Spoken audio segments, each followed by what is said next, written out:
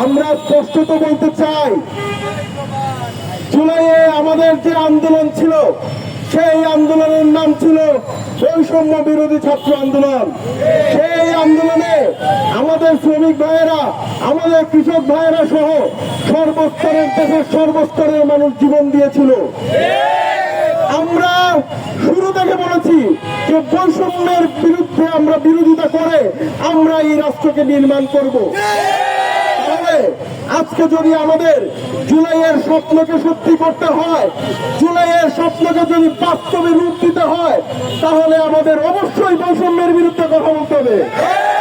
আর এই শোষণমূলক সমাজে সবচেয়ে বেশি বৈষম্যের শিকার হয় দুর্বল মানুষেরা।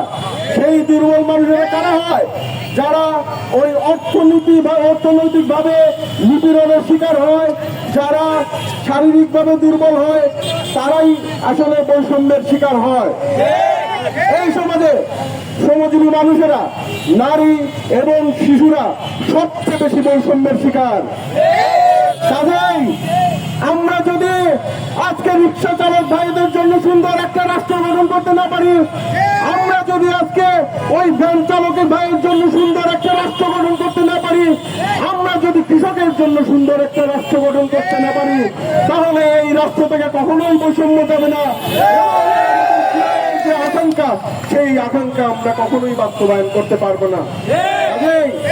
আজকে রিক্সা চালকের ভাতের কথা, বাসস্থানের কথা, সুন্দর জীবনের কথার সাথে জুলাই যুক্ত। আজকে কৃষকের ন্যায্য ফসলের দামের সাথে জুলাইয়ের আন্দোলনের স্বপ্ন যুক্ত। আজকে ওই শ্রমজীবী মেহনতি মানুষের রাজনৈতিক অধিকারের সাথে আজকে জুলাইয়ের স্বপ্ন যুক্ত। আমরা এই বাংলাদেশটাকে এমন একটা বাংলাদেশ হিসেবে পেয়েছিলাম যে বাংলাদেশে এই মানুষগুলোর কথা, এই মানুষগুলো রাজনীতি করবে, কথা বলবে, সেটা অনেক দূরের বিষয় ছিল। আমাদের সেই বাংলাদেশকে নতুন ভাবে হাজির করেছে। আমাদের ওই শিক্ষিত মধ্যবিত্ত যারা অফিসার আছেন, বিভিন্ন অফিসে বসে আছেন, আমি স্পষ্টভাবে বলতে চাই, এই জুলাইয়ের আন্দোলনের এই সম্মুখ যোদ্ধাদের কথা, এই রিক্সা চালকদের কথা শুনুন। এই কথাগুলো শুনলে আপনারা স্পষ্ট বুঝতে পারবেন এই কথা তার নিজের জীবনের সংগ্রামের কথা। এই কথা সে তার নিজের